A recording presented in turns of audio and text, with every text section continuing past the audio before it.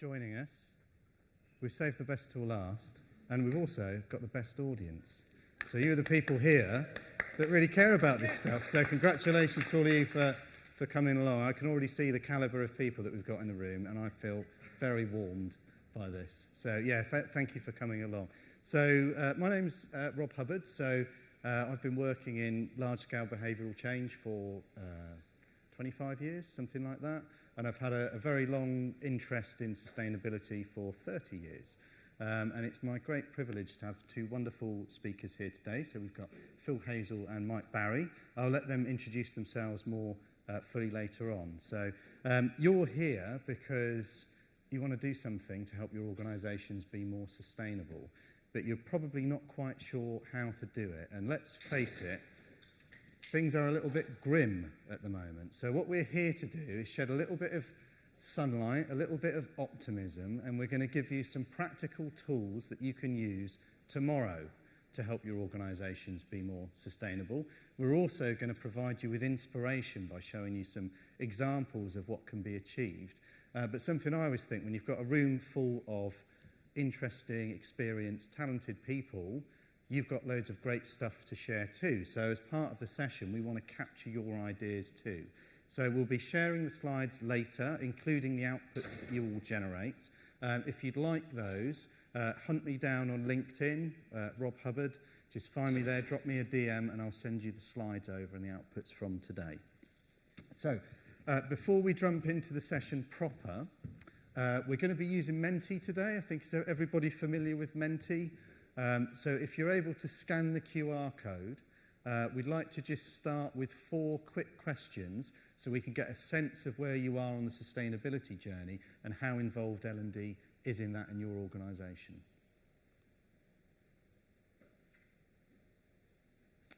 Okay, everybody scanned? Let's move on to the questions for you. So please just rate those for you and your organisation.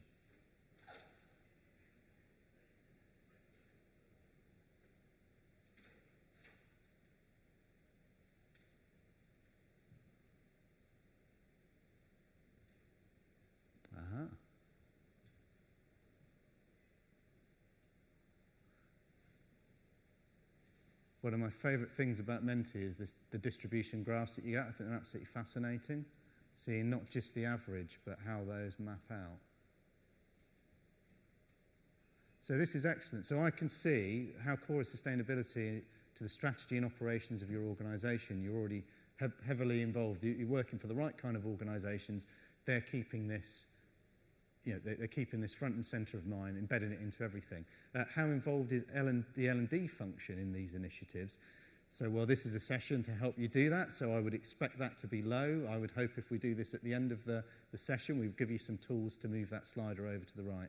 And then, how personally involved are you? So we often see this, people that are passionate about sustainability in work. They're also doing things outside of work as well. So we're kind of seeing there's the L&D's not where you would like it to be in terms of sustainability. You would like to be doing more, but I can see how heavily involved you all are and how passionate you are about sustainability outside of work. So I hope we're going to be able to shift some of these for you over the course of the next, 60-something minutes. So without further ado, I shall hand over. Let's go first, Phil.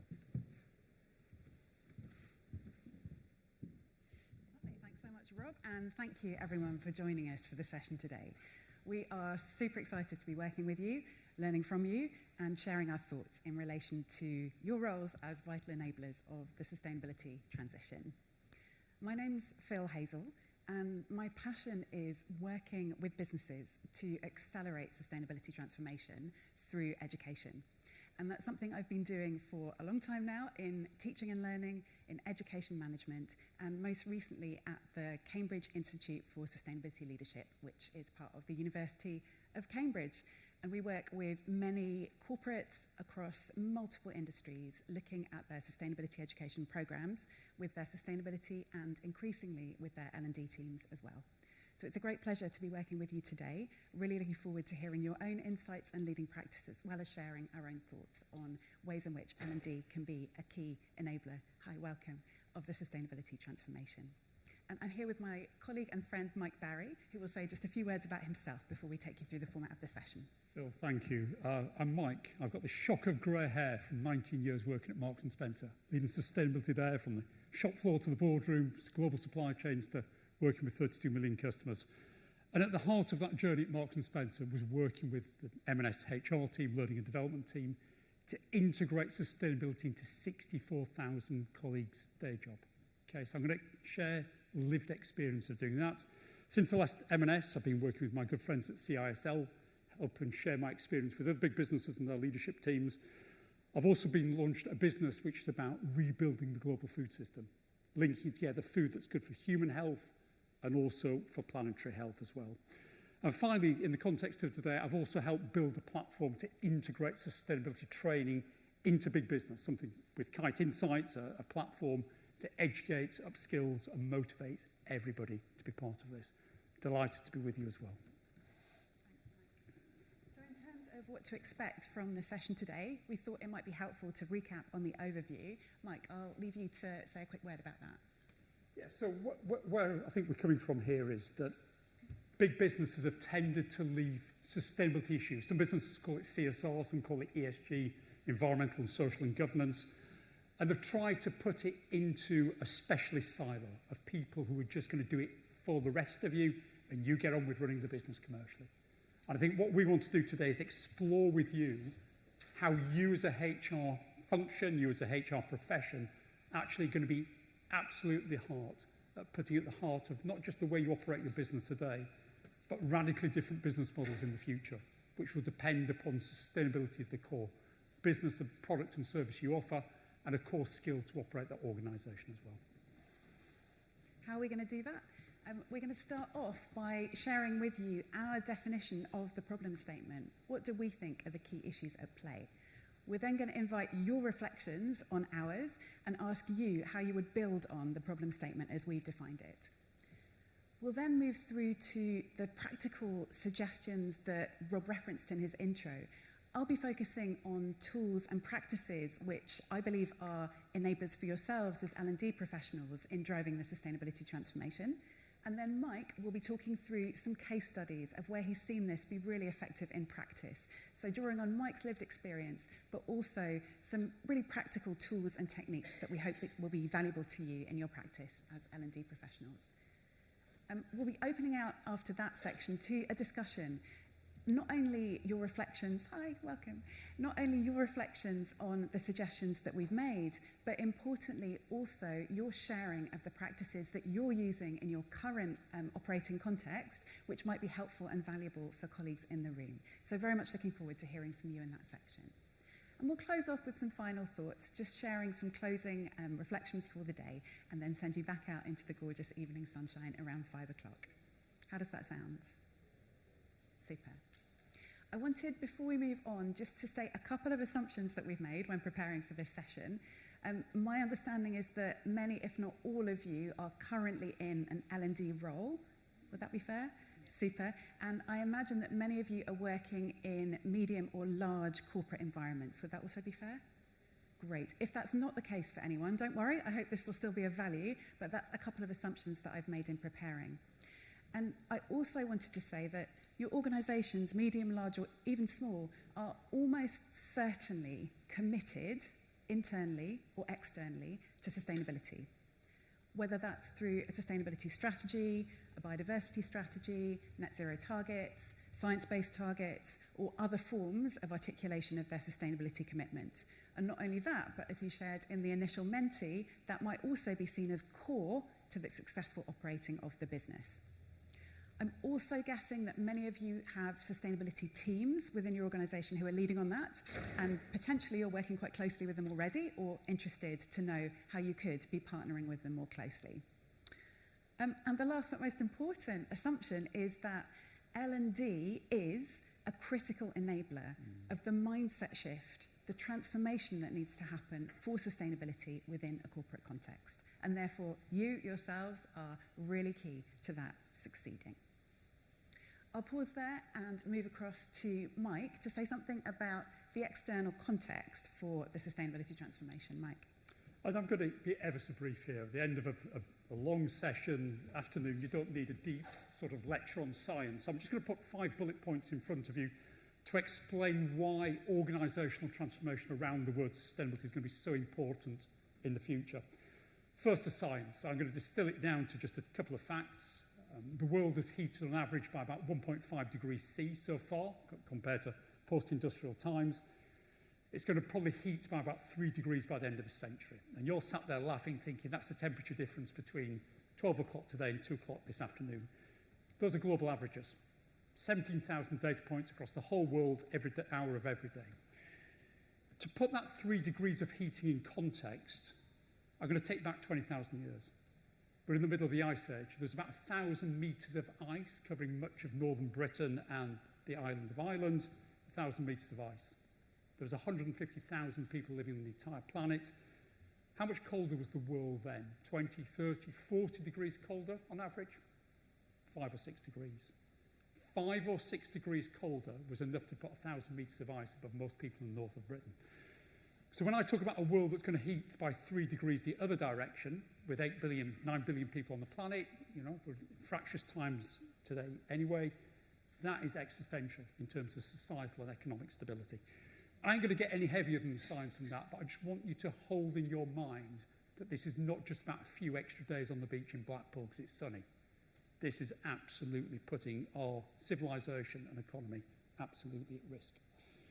And what that means is we're seeing extreme weather events. All that extra heat in the atmosphere is pumping out more droughts, more floods, more wildfires. I mean, very obviously, you saw Los Angeles burn at the end of last year. You probably saw Valencia destroyed by record floods about the same time. These are two of the most modern cities on the planet that were brought to their knees by wild weather. Weather events that were here and gone in 24, 36 hours destroyed those cities. Now, the response to that across the economy has been mixed. We've started to see 2 great industrial sectors on the planet begin the transformation from being unsustainable, pumping out lots of pollution, to a better place. The car industry is going from the internal combustion engine to the electric vehicle. It's complex, it's messy, but most big car companies have started that change. And many power and energy companies, again, have started the messy transition from being high carbon, coal, oil and gas to trying to do some renewables as well. And again, it's been complex. The next great industrial system to be transformed by sustainability forces is the food system. Again, Marks and Spencer, where I was, clearly participates in that system. Again, in bullet point form, the food system is the most polluting on the planet. It releases more pollution, more contribution to the climate change than any other sector, more than any energy, more than cars. Huge negative impact on health. 1 billion people on the planet eat too little, 2 billion too much. And also huge impact on nature, deforestation and nature loss. It's the most vulnerable sector to the problems it's causing. All that wild weather is actually impacting the price of food, the availability of food, and the quality of food for a growing population as well. That food system needs to become not just a little less impactful, 1-2% less emissions. It needs to transform us completely as a diesel car company to electrification. We don't have time to really pick under the surface of what that will mean in practice, but trust me, it'll be a radically different food system within 10 to 15 years' time. Anybody who works for a food company will have to be part of that transition and transformation in their day job. The 4th bullet point is just complex geopolitics. You don't need a lecture on that. You only have to see what's happening on the other side of the Atlantic. For every step forward that Europe takes on sustainability, tackling climate change, there seems to be 3, 4, 5 steps back elsewhere. Okay? So we are in fractured times. It's going to be difficult to build global consensus for everybody to move forward at the same pace. We have to find a way of navigating through that. And my final point brings me back to you as a community, which is people. So much of the framing of the discussion about building a sustainable future, tackling climate change, is framed in terms of technocratic terms. We use terms like ESG, science-based targets, CSRD. They're meaningless to all but a few hundred, a few thousand of us in business. And yet, if we look at what we're talking about, livable society in the future, it impacts everybody. It's going to impact everybody's job. And we're starting to build a narrative that's much more about every employee, every citizen, every consumer. And again, that will play into the centre of what you do.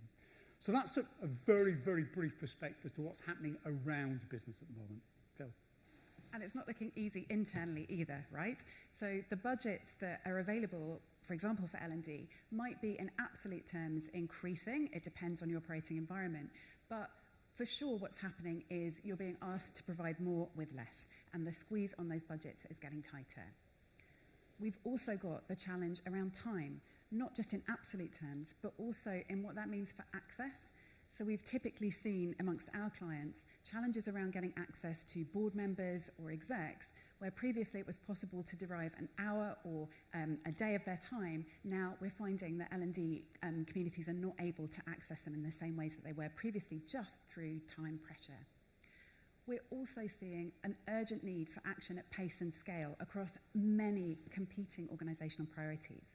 Not just the sustainability issues that Mike laid out, but also those competitive issues, the issues around business priorities, which can often be seen in tension with one another. We also have the need to demonstrate evidence-based ROI of investments and training initiatives, and that's increasingly in view in the light of the need for impact reporting and also the tracking and monitoring of sustainability initiatives more broadly. And finally, but I think importantly, there's a build-up that I perceive of frameworks, one on top of one another. Competencies, skills, leadership, sustainability, all of these frameworks seem to pile up, and it can be difficult to cut through that complexity and really drill down into what's needed and isolate and prioritize the core. The dots at the bottom represent the other issues in each of your individual operating contexts, which will be additional to these. I hope that many of these resonate for you, but for sure there are others that are coming to mind for you that are also challenges within the internal operating context. And the quote at the bottom of the screen is really to highlight from the Future of Jobs survey from 2025 from the World Economic Forum, the immediacy and importance of skills and addressing skills gaps in relation to transformational change and the future of work more broadly. So all of this to contextualize the problem statement and to lead into Mike just talking through how we understand this in relation to sustainability. And after that, we'll be inviting your own thoughts. So very keen to hear what you have to say also. Mike. Phil, thank you. So this is our contention to you, that the days of business as usual becoming a little less bad each year, 1% less carbon, 2% less pollution, 3% less human rights abuse, trying to avoid the front page of The Guardian, job done. Those days are gone. This is about a radical reimagination of how you run the totality of your value chain, the products and services you put out to your customers, your interaction with society and the economy. So our contention is, this is about whole business transformation, in the way that you as the learning and development teams have led the whole business transformation around digital skills. We've gone from having a bunch of experts down in the cellar of the business doing some weird programming things to all of us becoming digital native to a large extent to do our job more effectively and efficiently. Our contention is we'll have to do the same on sustainability. Okay, so that's why you as an audience are so critically important to this. So in a moment, we're going to ask for your perspective on this. You can agree with it, you can disagree with it, you can ask for nuance, you can pose your questions around it. But this is your opportunity to spend 5 minutes with us from the floor challenging this perspective. And we have a mic that we're going to bring out to you. I know it's the end of a long day, but have the courage to ask a question, make a point, please. Anybody disagree with this? Anybody believe that this is just going to be a team of 3 or 4 people on the edge of your business managing this on your behalf? It doesn't touch your business. And you're allowed to disagree. So let me just share with you some of the pushback I hear from, I work with a lot of boardrooms. The vast majority of boardrooms are populated by people like you, very, very bright people who understand the science. But they say 2 or 3 things to me. One is, can't we just wait?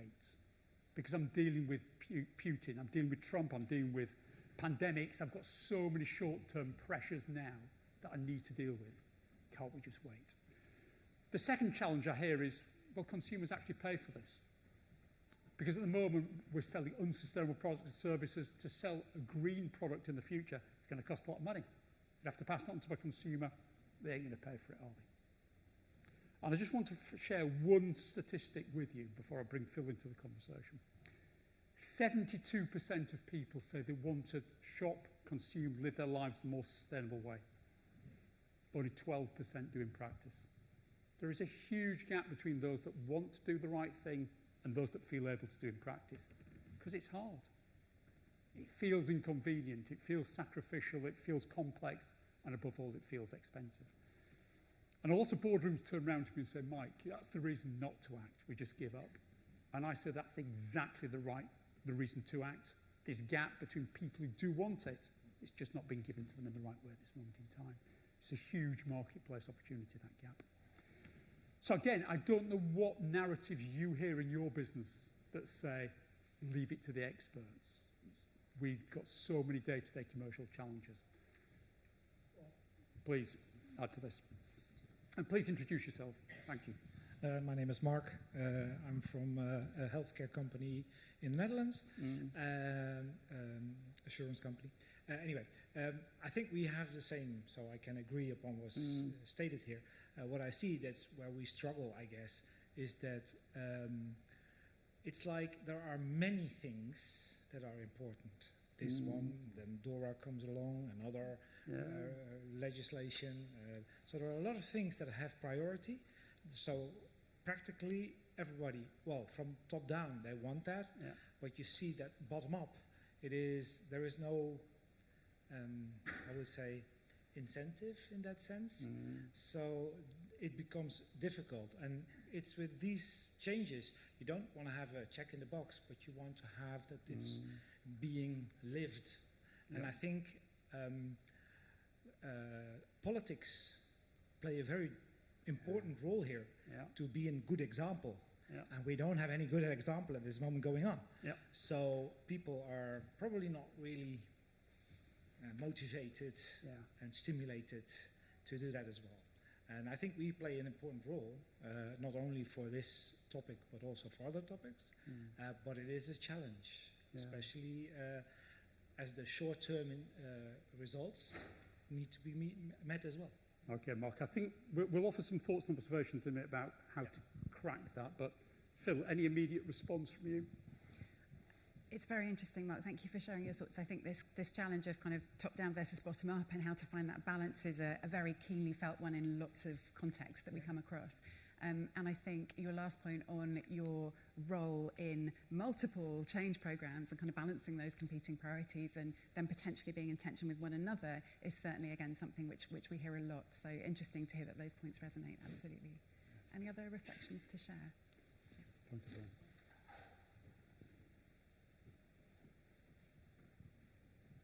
Hi, I'm Honor. I work in a house builder in the UK. Controversial, maybe. So I think my kind of observation around this is, particularly in our industry, kind of similar to what you talked about. We're not only having to think about educating and creating learning for our people to understand sustainability, but we're also having to educate the customers on elements of sustainability that they might not understand and justify why it might cost more for them. I don't know if you've got any kind of thoughts on that. Okay, I'm going to preempt one of the points I'm going to make to you later, because this clearly is a huge barrier that you face into, everybody does. When we launched Marks & Spencer's sustainability program, we had an initial idea that we were just going to tell everybody how green our food was, how green our clothing was, and it'd fly off the shelves. It's not the case. People shop with Marks & Spencer for one word. One word defines the success or failure of that business, and that's quality. If you believe that Marks & Spencer is selling quality food, quality clothing, you'll pay a slight premium for a better product. Marks & Spencer dominated the 20th century in terms of defining functional quality. Colours didn't leach out of clothing when you washed it, packaging didn't leak from the product, it was fine ingredients that were going to poison you. By the early 21st century, every food retailer is doing that and doing it really well. Marks & Spencer's point of difference had gone, the business was dying in a ditch. What we worked out was that sustainability is a 21st century reinforcer of the word quality. This is quality for you to wear and to eat, but it's come from quality farms that have a respect for the planet and respect for people as well. So if you look at Marks & Spencer's food advertising, much of it last year was about social and environmental issues, meet the farmer, see the cattle, etc. but it was all positioned about delivering a superior quality product for you. So my first piece of learning for you, and I've run ahead of myself, but I feel you'll need to hear this, is that the story you tell is not about greenness. It's not about human rights. That's words for me, for The Guardian, for Greenpeace. There is a word that defines your business more than anything else, the reason that your customers come to you, B2B or B2C. It is about weaving sustainability into that narrative. It might be about resilience, it might be quality, it might be about value for money, it might be about innovation or aspiration. And again, I hate using this example, but dear Elon Musk, before he went rogue, broke and built an electric car company against all the pressures of the incumbent car companies saying it'll never happen. Because he made electric cars aspirational and desirable. And the only advertising that man ever did before he went rogue was on YouTube, and he raced an electric car against a petrol-head's Ferrari dream, and the electric car won every time. So people interested in performance bought the electric car. It's not because it's green, it's because it's a performance car. So anyway, we've skipped ahead of ourselves. But I just want to make that critical point to you. This is not about shouting, I'm green. It's about saying I'm relevant in the 21st century. Any other last points before we proceed into more practical tips? One more here. Yes, I'm Selina. Should I say what my work or? Yes, please. Yep. Thank so you. I'm a learning and development project manager, Yep. and for us, sustainability is a big priority right now. So my question was, what kind of piece of advice you would have, or what kind of best practices do you have to onboard people Yeah.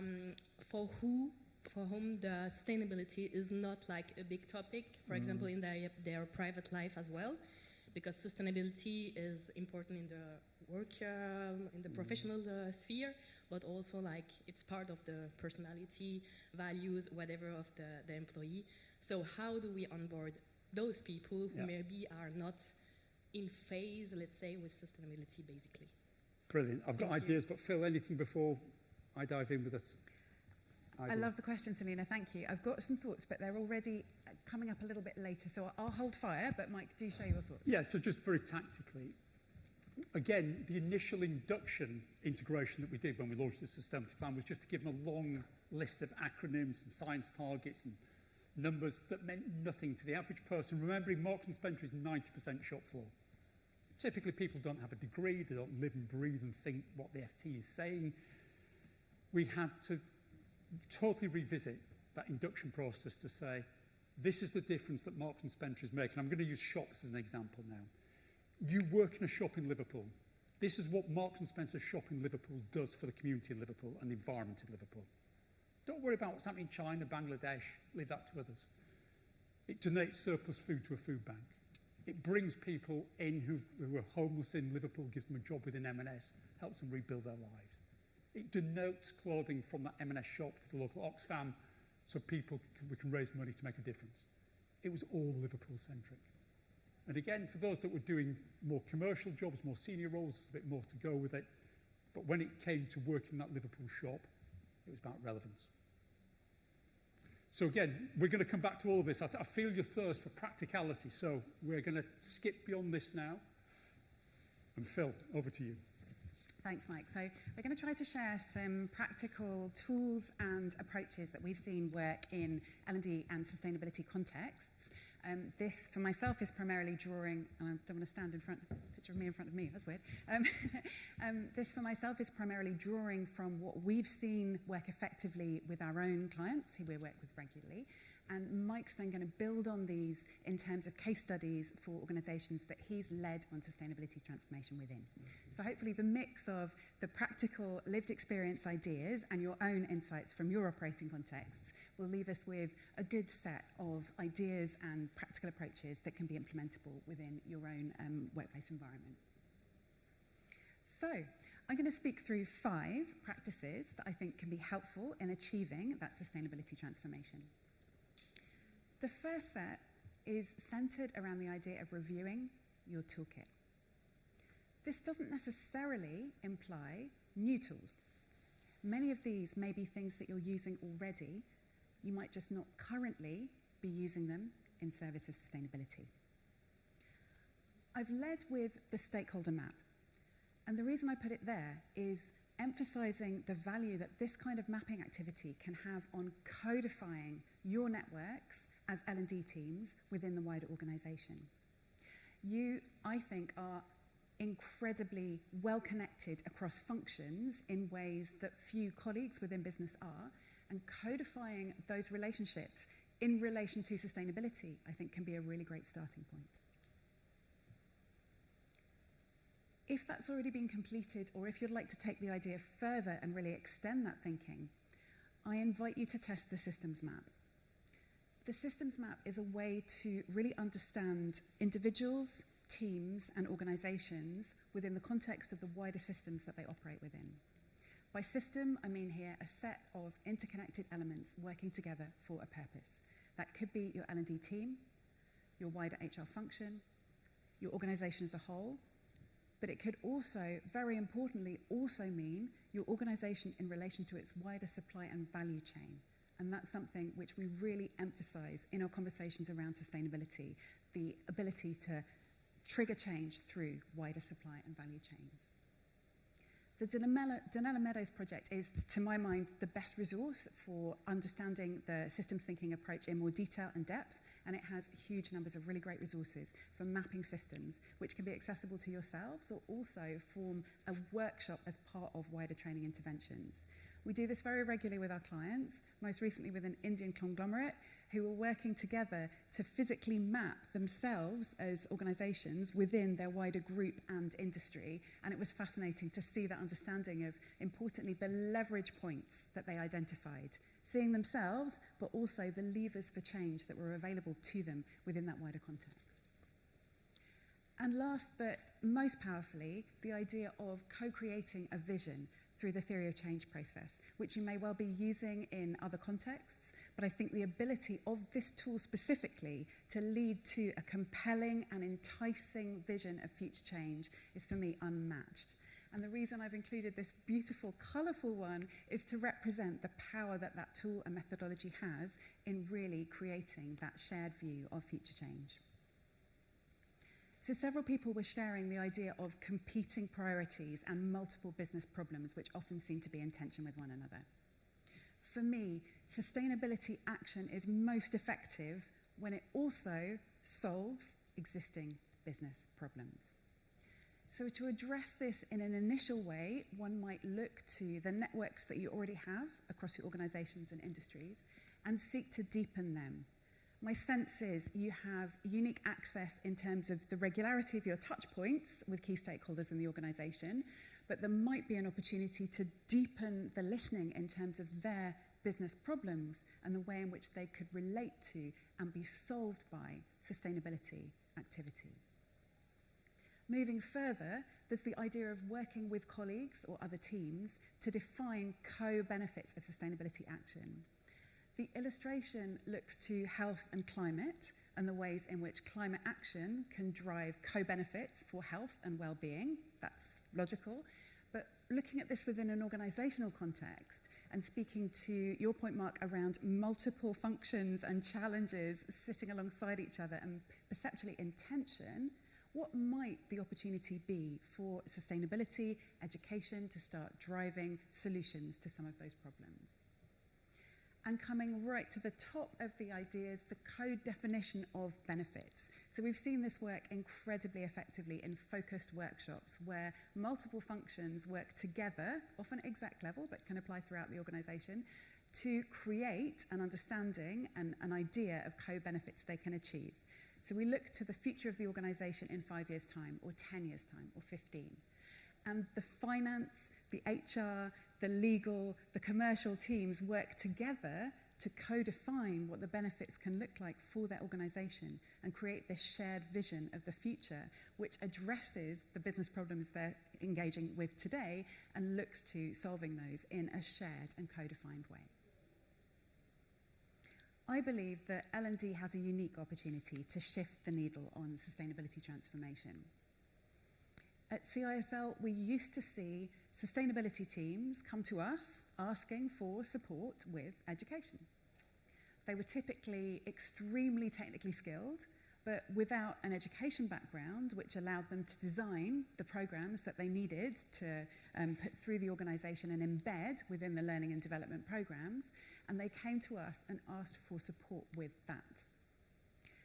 I believe that in some of your contexts, you might find a similar situation where sustainability teams who are incredibly deep experts on the technical side of this, the regulatory context and landscape, the reporting, the change that's needed from a technical perspective, would enormously value your input as L&D professionals on ensuring that the education programs and the interventions they're running are effectively engaging, interactive, and impactful. So my suggestion would be, if you're not already having conversations with those teams, to begin that dialogue and to understand how you might add immeasurable value to the programs that they seek to run around sustainability education in the organisation.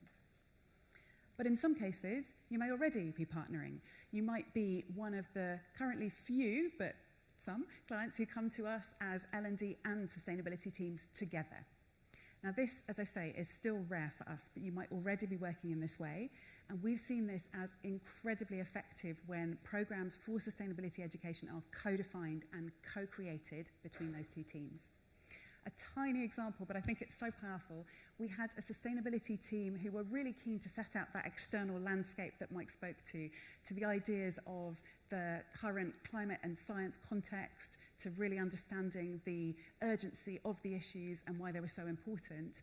They came and they gave us the design for a session, and then the L&D team came and added the question, how do you want the group to feel at the end of this session? And it was so important in guiding us on the further session design and really understanding the point that we wanted to reach. But for the sustainability team, it wasn't automatically something they were considering. They were thinking more of the technical content and the knowledge that they wanted to convey. Finally, and again, this is something which is only beginning to happen for us, but might already be present in your own contexts, organisations, often global, matrixed, who are looking for full learning needs analyses, so understanding competency and skills gaps across their organisation and taking a very rigorous and robust approach to understanding current sustainability education methodologies and content, mapping the gaps, and then seeking to close those and re-evolve and define their sustainability education content. So this is an approach we're starting to see and we're starting to work with companies on, but might already be present in your own context. I think designing for scale is inherent to all of the learning and development approach and activities, but I wanted to say that this could be approached potentially in a functional way. So Selina, to your point, the idea of the induction program being plumbed with sustainability, that being a core and essential part of the induction that everyone goes through, or increasingly we're seeing HR teams add a sustainability objective to everyone's professional development plan, and we find that that's a very practical and simple way to plumb in sustainability action into everyone's job. Or it could also be in a more externally facing way. So Honor, to your point of how do you work with the customer and educate them on sustainability choices, but increasingly for us, it's also about how do you work with your supply chain colleagues to ensure that you've got a joined up and fully rounded view of the sustainability change that needs to happen all the way through from the raw materials, the landscapes, the communities, everything sourced from, all the way through to end of life of the product, or ideally circular reuse of the product. I think I'm conscious of time, so I'll come to the end. I just wanted also to emphasize the importance of telling the story. So persuasion and influencing are areas which are often focused on in skills training and professional development, but they are some of the key skills that we are asked to work on with colleagues from sustainability and wider organisational contexts, in the sense of wanting to really play into different functional and organisational contexts and ensure that that story is heard in the most effective way possible. Evidencing impact, as we know, is enormously important, especially in the current reporting environment. In my view, the quantitative tends to trump the qualitative, and I would underline the importance of storytelling. We have a strategic partnership with a large luxury company who we'd been working with for 3 years, but typically seeing their colleagues, working with them, and then moving on to the next engagement. It wasn't until we went out and asked them to tell stories of what happened after that we really understood the depth of the impact that was being had through those interventions, and I would encourage that qualitative storytelling also. And ideally, externally facing, because in the current climate, we see a balance of organisations who are tending to be silent on sustainability or not to make external commitments around it as of now in the current operating context since January. We also see organisations who are going out on social, who are doubling down on commitments and who are externally expressing that intention. And I think it's incredibly important that all organisations take the latter stance. That's all from me. I hope some of those tools will have been helpful. I really can't wait to hear which ones you're already using, but that's coming next. Mike, over to you. Thank you very much, Phil. So I'm just going to rattle through a few practical examples now. You've already flushed the first one out of me. You know, you sweated it out. This point about quality. So the whole point about this slide is business case. The number one way to integrate sustainability into a business is show it's creating value for the organisation. So I'm not going to retell that story now. I'm just going to put 2 or 3 additional spins on it. The first thing is all about the additional business case. So in addition to re-seizing this word quality in a very competitive marketplace through sustainability, sustainability saved Marks and Spencer £750 million net in 10 years. That's a big chunk of money for a business that's on its back foot to reinvest in the rebirth of the business. How do we do that? 2 examples. First is we listened to our colleagues who told us about all the crazy things that the head office was doing. One example.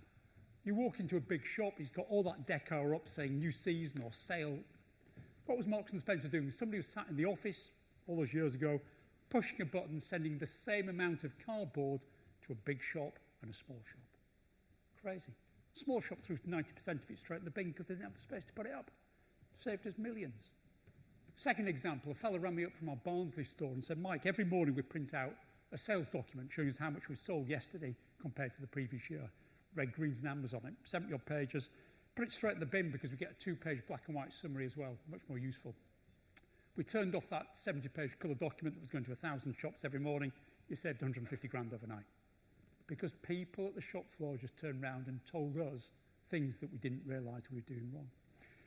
So all around you is the opportunity to build a business case. And my final point about business case is, it's not just corporate. Saving £750 million, reinventing around the word quality, it seems fairly obvious that any C-suite would seize that opportunity. But that wasn't enough. I learned about the need to personalise the business case. Each individual baron of the business, the men or women at the top of the organisation, needed a personal spin on it. Mike, I'm losing my point of difference with Waitrose in the marketplace. How do I refine it? Right, I'll use sustainable raw materials to drive that point of difference. Mike, I run all the shops in Northern England for M&S, 100 shops. Morale's rock bottom. What am I going to do? I'm going to take everybody out for a beach clean with our customers. Great day on the beach. We do the right thing ethically, but people come back motivated to great service to the customer. So that's just 2 additional spins on building this business case to demonstrate you're creating value for the organisation. Now, I appreciate a couple of these stories. I'm a shopkeeper from Bradford, so I'm using shopkeeper examples. You've got different business models, but I'm making a general point here. The next piece of learning. When we first launched our sustainability plan, we were talking all the time about carbon and human rights and wood and water. It meant a huge amount to me in the world I knocked around in. It meant nothing for somebody developing a product, buying a product, moving a product. We had to recognise that Marks and Spencer sells products. So we took the 3 billion items M&S sells every year, a jacket, a pair of shoes, a ready meal, a dress. They're all items. M&S sells 3 billion of them, and we set the target for the buying groups that every single one of those products had to have at least one sustainability story to tell at the end of that year, then 2, then 3, then 4. We connected that then to remuneration. So the leaders of those, the food business or the clothing business, the powerhouse of M&S, 10% of the bonus potential was based upon driving forward the number of products with a story to tell. Once people could relate it to the product they were developing, shifting, marketing, exponentially they stepped in terms of their engagement. What's this carbon thing? I get the fact that I'm selling a better dress. The next thing we learned was about consistency. There's no point M&S seeking to be a green and ethical business doing loads over here and then shooting itself in the foot. That's sometimes the case. Plastic packaging, the business is always associated with it because it's a fresh food business. We had to do so much to move the dial to say, we're dealing with plastic packaging. And the thing that killed the store staff, food waste. At the end of the day, you don't sell everything that's on the shelf. It goes past its use by date, and they were putting it in the bin. And these are people living on fairly basic incomes, and they're putting perfectly good food in the bin. And they've just said, we don't believe we're an ethical business when we're binning good food. So again, we doubled down on finding a solution to reduce the price of food through the day, so people were walking away with it. The food that we couldn't sell that way to the customer, we were donating to a food bank. A small amount was still waste. At the end of the day, it goes to create green energy. People didn't believe the big picture because they had this gnawing concern about a specific that we had to solve. And the final point on this slide is we developed this plan, a 100-point sustainability plan, in 69 days. For 68 days, it was called Marks & Spencer's 100-point sustainability plan. Dull as blinking, but Dutch water.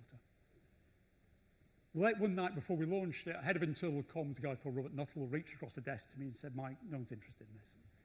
He went away that night, $5 grand, a couple of smart creatives, and created this concept of Plan A, because there's no Plan B for the one planet we've got. Every single thing you're working on, better factories in Bangladesh, better farms in Scotland, better high streets in Bristol, it's all just Plan A. It's a transformation brand that linked the many small things into a bigger whole as well. And we tracked every department of the business in terms of their feeling that they were engaged with this, they had solutions, and they felt that they were making a difference and understood the business case. And we were able to track the departments that needed more support, more effort to drive the story and the integration there. I'll skip that story in the interest of time. Again, I've just made the point about digital, and this takes me back to the customer. It's really hard to do sustainability with a spreadsheet. I'm talking about 3 billion items from several thousand factories, 20,000 farmers going to 32 million customers. I can't possibly make all that greener, more sustainable, tell the stories in a robust way, measure it and prove it with a spreadsheet. With AI, with machine learning, you can do some radically different things.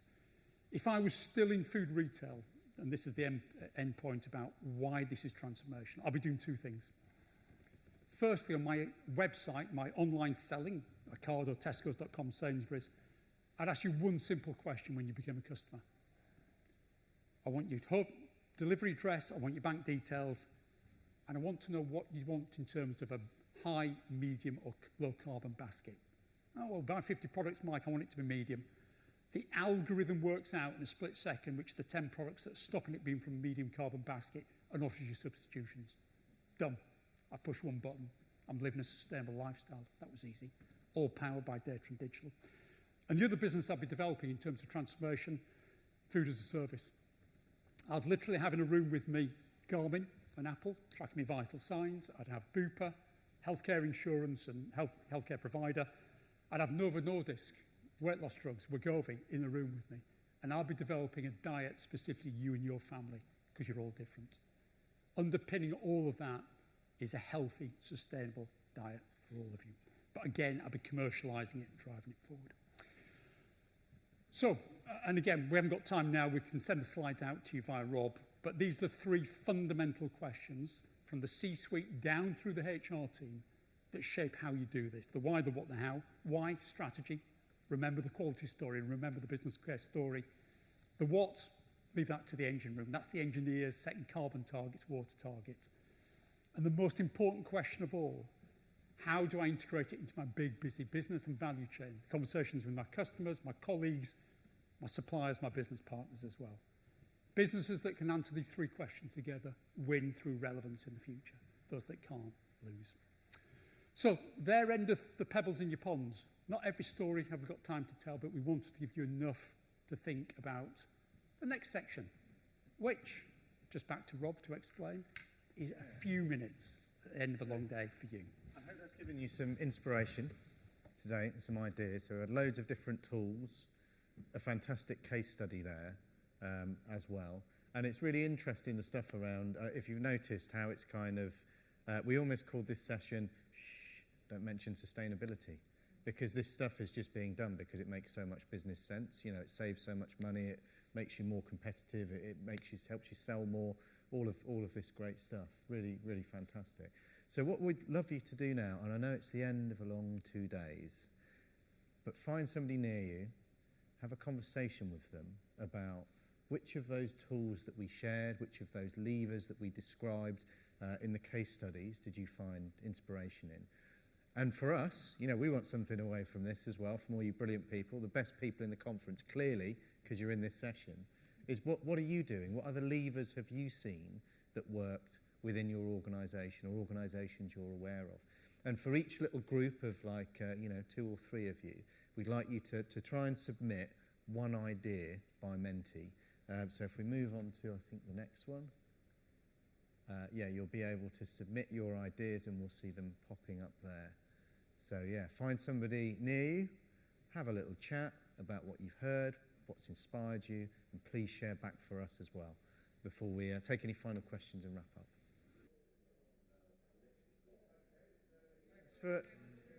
I'm going to have to call you to order, and we'll move into any final questions and wrap up. So I can see somebody's been enjoying the AI free zone that we've initiated in here. Has that been a relaxing experience for you all? But we've got some fantastic contributions there. The hook is important, making it personal, or even sexy, making it appealing, making sustainability appealing, making the learning relevant to the teams. Forget about AI and talk to people. Remember people? Aren't they fascinating, wonderful things? I remember when we used to have conversations like we're having here, and we will do again, I'm sure. Educating colleagues so they can educate our service users. So that kind of cascade effect that you can have through, you know, all of the wonderful education that we're able to do as a function, and how that gets passed on. Making your message personal. What can you do? Yeah, absolutely. It was wonderful to see how important storytelling was, which, you know, in L&D, this is a big part of our roles, telling stories, packaging up information. Bike to work scheme, that's one that's got my heart there. I love being on a bicycle. Making it a core part of everything that we do. So yeah, exactly as Mike described, you know, same as DE&I, it's no longer a separate thing over there, a function, it's baked into everything that we do because it makes everything better. A diverse workforce leads to diverse thinking, more innovation, better problem solving, all of this great stuff. Same thing with sustainability.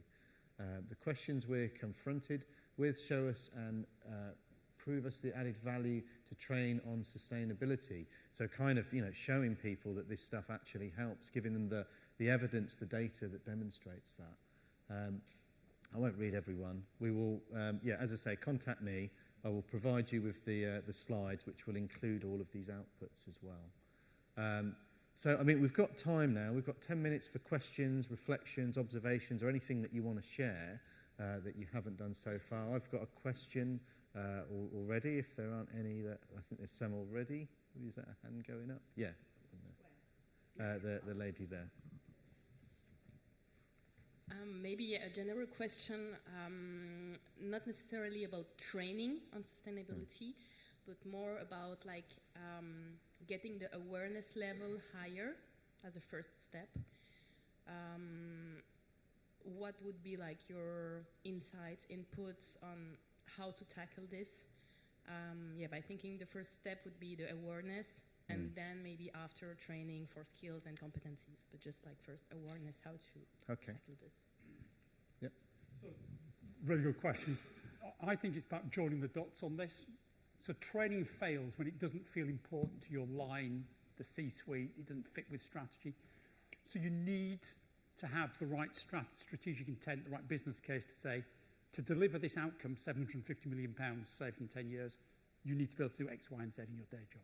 If you don't join, and this is my point about the why, the what, the how, if you don't join the big with the small, it falls flat in its face.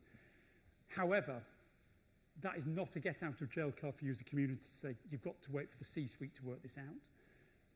I think you need to do a little bit of prospecting and starting to work with the business units that you support, whether it's the marketing team, the product team, the sales team, and start to understand the direction of travel of their marketplace. Start to prepare some fairly simple steps that they can take to engage their colleagues, give them some skills within the confines of what the business is trying to achieve at the moment. But don't be passively waiting for the very busy C-suite to sweep in and say, now you've got our permission to spend £1 million trading them all on this. It never quite happens like that. There's one Right at the back, and there's another one at the back. Thank you. Just wanted to ask you, do you have experience in the Middle East on the subject? Yeah. So a lot of innovation happens in the Middle East, but it happens by expats coming in and creating that innovation. And we do know that with Qatar 2030 and with the empowerment of the local society, across the region, they are struggling to transfer that skill, transfer that desire to innovate, to do things locally by the locals. Yeah. And Brilliant. there is a massive gap. I mean, there's a difference between someone else coming in and innovating on your turf versus someone locally doing it, believing in it, etc. How would you, or what is your experience in empowering the locals in the region to do just that? I love that question. And here's a mistake and here's a solution. So Marks and Spencer's got a global supply chain, thousands of companies around the world supplying it with goods. So we used to think we'll turn up with a little Union Jack to say we've cracked the code in London. Here you are in Mumbai, Delhi, Shanghai, just do it as we've done it in London. Fell flat on its face. It was just a compliance issue. They tick the box, minimum amount. What saved us is that Marks and Spencer's got a franchise business in 30, 40 countries around the world. India, the Middle East. And we turned up with an arrogant little Union Jack to say this is the source code from London. Do it this way. Failed miserably. Franchisees said not interested. So we said to them, humbly, how would you do it? And what we learned is the pathway in the Middle East was all about community. So talking about climate change and circularity and pollution at the time just wasn't getting them engaged or motivated. So we said, okay, what does it mean to be a responsible, ethical business in terms of the communities that you are based upon? Love that, embrace it. Whether you're in Jeddah or Liverpool, same solution. You get involved with the local community. So we took away the technical, sciencey stuff, gave them the community bit.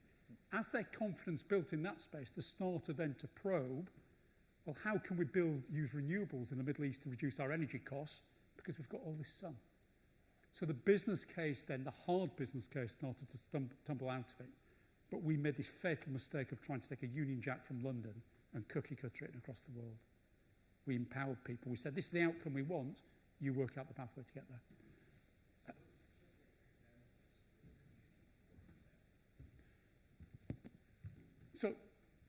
So again, what they worked on was fundraising was a big issue in the Middle East. So raising money for local charities. There was a little bit of a response in London that said, that's old hat. That's 1980 here, just doing a little bit of charity fundraising. But then we realised that in the culture of the Middle East was so important, it became the door to have a bigger conversation with them. So it sounds prosaic, but it was all about fundraising initially, in a way that we just think is not relevant now. Again, I'm not sure I'm asking you, what are you seeing? What would be your response?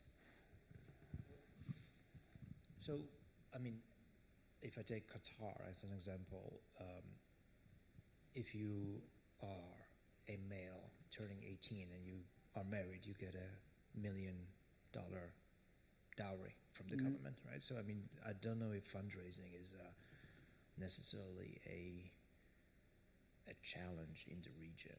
I mean, this is just one illustration of the many I can give you. Yeah. But what they're looking for is the fact that the locals, because they're rich, they're wealthy, they're affluent, they want to take up the roles. They want to take up they want to take on the responsibility of driving this agenda, particularly. Yeah.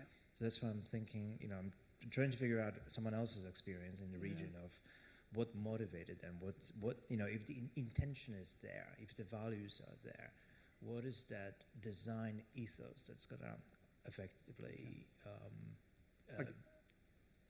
help drive purpose forward? Okay, so in the interest of time, one last point, because I think it's a really good challenge. So I led a team of 10 people reporting to the chief exec to lead this integration across Marks and Spencer, about 64,000 people.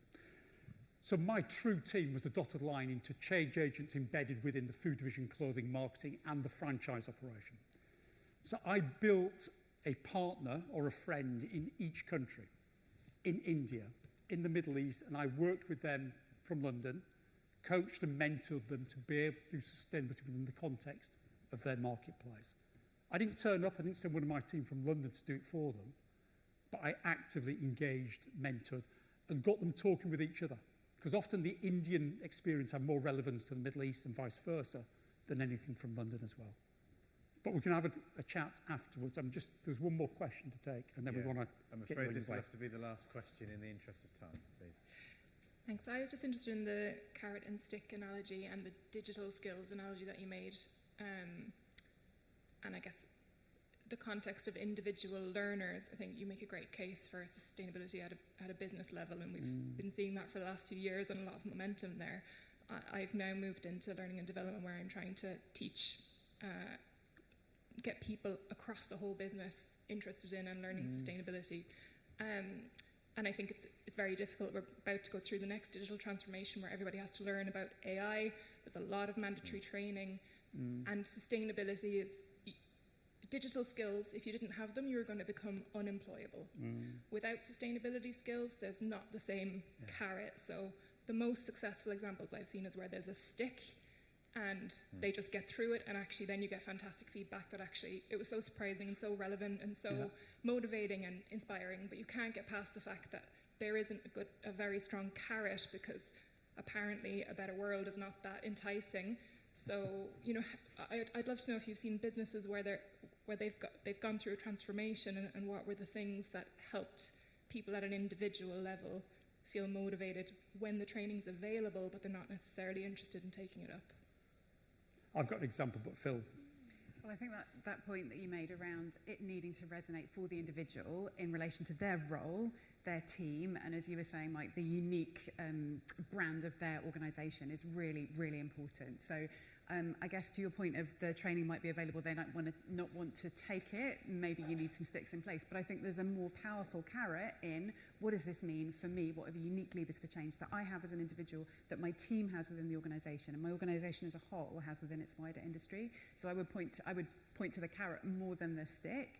And I think to your point that once people are then drawn towards the training, then that power of storytelling about their experience can really be creating great momentum across the organisation. So, yeah. Did you? Sure. It's really to Mike. Yeah. So, like, what? Oh, sorry. Here you go. I'll be very swift in my response. Yeah. I won't take offence to that.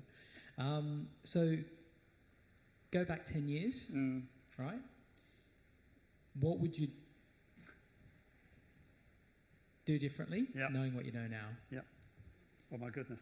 Especially when it comes to communication. Yeah. So I think the great mistake we made initially was too top-down. It was, we've got a grand plan. It should be obvious to 64,000 colleagues that we in the centre invented this plan to sort of save the business. Mistake number one. Mistake number two was all about the business case. I've talked passionately, I hope clearly, about the power of the business case to drive engagement. It took us a year to get to it. The first year, it was all about, it's the right thing to do. It's about a reputation. It's about making sure that in league tables amongst NGOs we come top. We win awards. And that didn't have resonance with 64,000 commercial colleagues. We had to show them business case. So that's number two. Number three, I skipped through the slide there as well. Prioritisation. So when Marks & Spencer thought on these 100 commitments it made, it had to be the world's leader on all 100. It felt really daunting. When we worked out we needed on 70 of the 100 just to move at the same pace as the rest of the sector, oh, that de-risks it. We share the burden. That's easy. Here are the 30 we're going to absolutely lead on. It will save us the most money, differentiate us in terms of quality, motivate our people.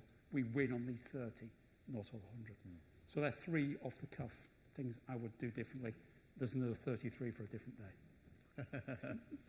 Well, I think with that, we're going to have to bring it to a close. So thank you very much for coming along. You are officially the best people at this event. So thank you for being here. And a big round of applause for our wonderful speakers. Cheers.